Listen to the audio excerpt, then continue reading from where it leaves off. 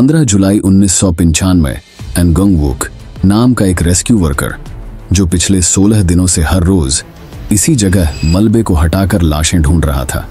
ये था south Korea का सोल शहर, जहां एक शॉपिंग मॉल कॉम्प्लेक्स ताश के पत्तों की तरह ढह गया था, जिसमें सैकड़ों लोग नीचे दब गए थे। हादसे को 2 हफ्ते से ज्यादा हो चुके थे। ऐसे में इतने दिनों तक मलबे में किसी का जिंदा मिलना नामुमकिन था।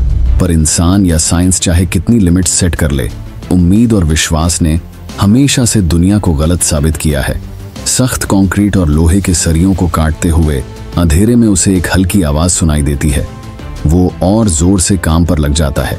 कई देर की मेहनत के बाद मलबे को हटाते ही उसे एक लड़की के पैर नजर आते हैं। ये थी 19 साल की पार्क संग, जो पिछले 16 दिनों से कंक्रीट और मलबे के ढेर के नीचे इसी जगह फंसी हुई थी। पार्क ने अन से कहा कि मैंने कपड़े नहीं पहने, गर्मी से बचने के लिए मैंने उन्हें फाड़ दिया। जिस पर एन ने जवाब दिया, कोई फर्क नहीं पड़ता, शुक्र मनाओ कि तुम जिंदा हो, मुझे अपनी माँ के पास जाना है। पार्क इतना कहकर रोने लगी। कहानी की शुरुआत होती है 29 जून 1995 के दिन से, जब लोग रोजाना की तरह सोल में मौजूद सैमपुंग डिपार्टमेंटल स्टोर में शॉपिंग कर रहे थे। ये मॉल 6 साल पहले ही बनकर तैयार हुआ था। ये मिड 90s का टाइम था, जब साउथ कोरिया की इकोनॉमी काफी बूम कर रही थी।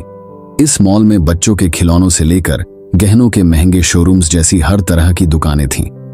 दर्जनों रेस्टोरेंट्स और लग्जूरियस स्टोर्स, जिनमें सैकड़ों एम्प्लॉइज काम कर रहे थे। हर रोज यहां 10,000 से ज्यादा लोग आ रहे थे।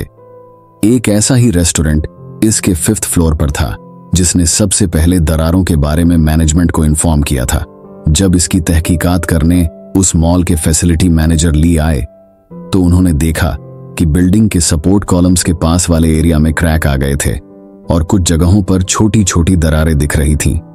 उन्होंने इस बात को ज्यादा बड़ी नहीं समझा और उस रेस्टोरेंट के मालिक को जल्दी रिपेयर करा देने का आश्वासन दिया। उन्होंने रेस्टोरेंट के ओनर्स को इस बारे में किसी को बताने से मना भी कर दिया। धीरे धीरे जैसे दिन बढ़ने लगा, स्टोर में भीड़ भी बढ़ती जा रही थी। तभी 4th फ्लोर पर कस्टमर्स ने एक अजीब सी तेज आवाज सुनी। एक बार फिर से मैनेजर ली मामले की जांच करने ऊपर जाते हैं, पर उन्हें कुछ समझ नहीं आता। उन्हें लगा कि रिसेंटली इंस्टॉल की गई एसी यूनिट की वजह से ये वाइब्रेशंस हो रही हैं। वो पूरे स्टोर के एसी को बंद कर देते हैं। वहीं दूसरी तरफ बेसमेंट में भी कुछ एम्प्लॉइज ने भी बिल्डिंग में वाइब्रेशंस को महसूस किया था। मैनेजर ली ने जब फिर से जांच पर डीडीएचताल की, तो टॉप फ्लोर पर वो क्रैक्स 10 सेंटीमीटर तक बढ़ चुके थे। 5 बजे टॉप फ्लोर की छत नीचे झुकने लगी थी, जिसे देखकर स्टोर वर्कर्स ने ऊपर वाले फ्लोर को कंप्लीटली बंद कर दिया। इसके 52 मिनट बाद ऊपर से आने वाली आवाजें और तेज हो गई और छत चरमराने लगी। वर्कर्स ने भागकर सेफ्टी अलार्म्स बजाकर लोगों को इवैक्यूएट करना चाहा, पर तब तक बहुत देर हो चुकी थी। एक झटके में ऊपर वाला फ्लोर नीचे धंस पड़ा और ऊपर रखे एसी यूनिट्स नीचे आ गिरी। इसी के साथ साथ बिल्डिंग्स के सपोर्ट कॉलम्स भी कोलैप्स कर गए। पूरा शॉपिंग कॉम्प्लेक्स सिर्फ 20 सेकंड्स में जमीन में समा गया। उस वक्त वहां हजारों लोग थे। पूरा इलाका लोगों की चीख पुकार से गूंज उठा। चारों तरफ धूल का गुब्बार था और लोग अपनी जान बचाने के लिए इधर उधर भाग रहे थे। घटना की खबर मिलते ही रेस्क्यू टीम्स कुछ मिनट्स में ही मौके पर पहुंच गई। बिल्डिंग के गिरने से कुछ जगहों पर छोटी छोटी आग भी लग गई थी, जिसको फायर फाइटर्स ने पानी की बौछारों से बुझा दिया।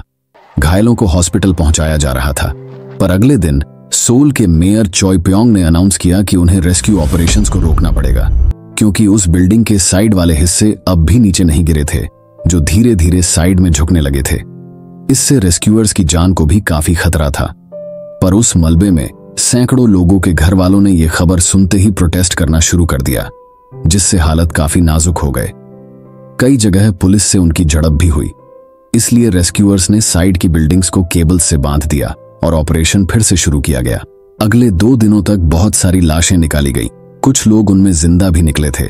बाद में पता चला कि आग बुझाने के लिए जो पानी की बौछार की गई थी, उससे अंदर फंसे कुछ लोग डूबकर मर गए। 300 से ज्यादा लाशें बाहर निकाली जा चुकी थी। 1 हफ्ते बाद उन्हें लगा था कि अब किसी के जिंदा मिलने के चांसेस बहुत कम हैं, क्योंकि बिना खाने पीने के ऐसे हालत में सरवाइव करना बहुत मुश्किल काम था। पर 16 दिन बाद उन्हें पार्क उस मलबे में से जिंदा मिली थी, जो उसके ऊपर रिश्ता बारिश का पानी पीकर जिंदा बच गई। इस हादसे में 502 लोगों की जान चली गई और 937 लोग गंभीर रूप से घायल हो गए थे। सरकार पर अब प्रेशर था कि वो पता लगाए कि इस हादसे के पीछे क्या रीजन था, क्योंकि लोगों में अफवाह फैलने लगी थी। कुछ का कहना था इसके पीछे कोई गैस लीकेज था, कोई इसे नॉर्थ कोरिया की साजिश बता रहा था। इसकी जांच का जिम्मा डनकुक यूनिवर्सिटी के प्रोफेसर चंग लान को सौंपा गया और जो सच सामने आया वो बहुत ही घिनौना था। साउथ कोरिया में जब इकोनॉमी बूम हो रही थी तब वहां काफी एम्बिशियस प्रोजेक्ट्स पर काम चल रहा था। एक ऐसा ही प्रोजेक्ट था सम्पूंग ग्रुप के पास, जिसकी शुरुआत 1987 में हुई थी। वो लोगों के रहने के लिए एक 4 मंजिला इमारत बनाना चाहते थे और इस बिल्डिंग को बनाने का काम वूसुंग नाम की एक कंस्ट्रक्शन कंपनी को सौंपा गया था।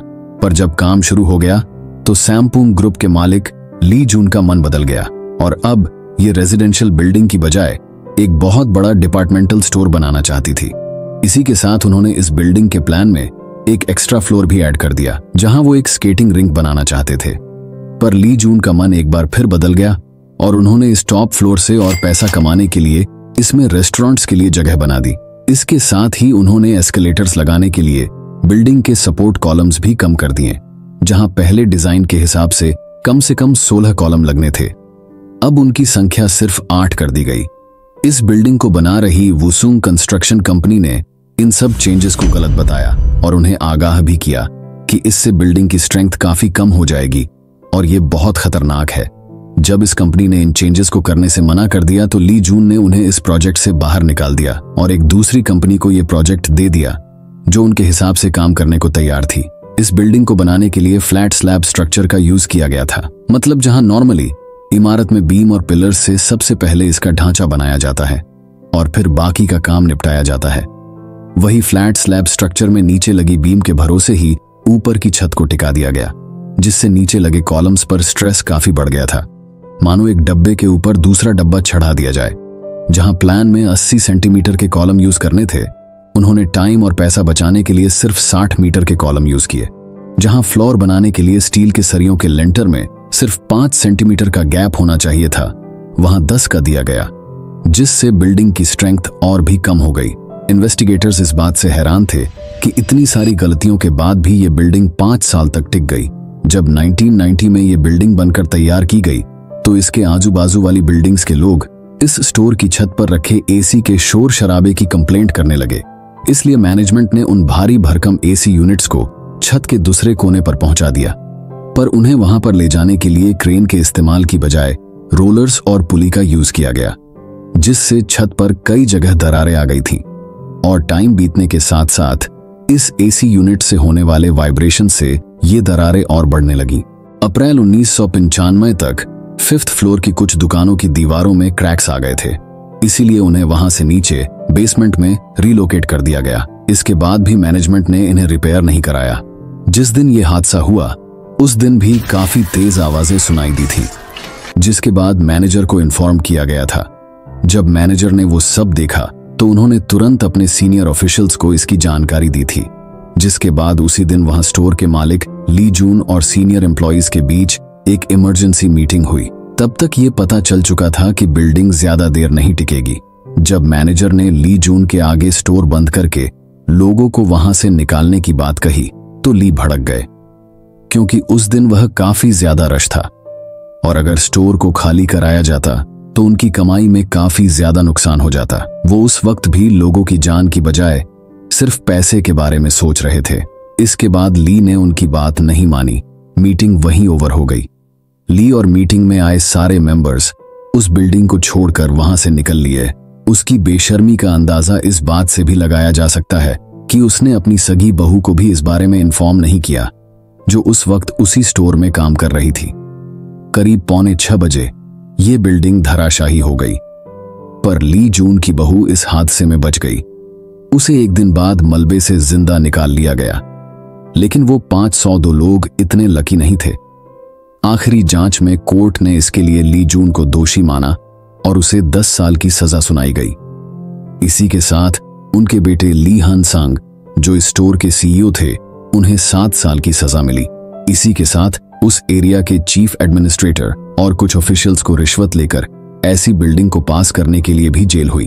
502 लोगों की मौत के लिए सिर्फ 10 साल की सजा काफी कम थी, पर कहते हैं कि कानून अमीर लोगों के लिए अलग तरीके से काम करता है। 7.5 साल बाद ही ली जून रिहा हो गए। वो तब तक 80 साल के हो चुके थे और इसके कुछ महीनों बाद ही उनकी डेथ हो गई। तो ये थी आज की कहानी। अगर अच्छी लगी हो तो कमेंट में जरूर बताना। मैं आपकी रिक्वेस्ट्स पर काम कर रहा हूं। जल्दी ही आपकी पसंदीदा कहानी के साथ वापस आऊंगा। मैं आपका साथी नकाबपोश।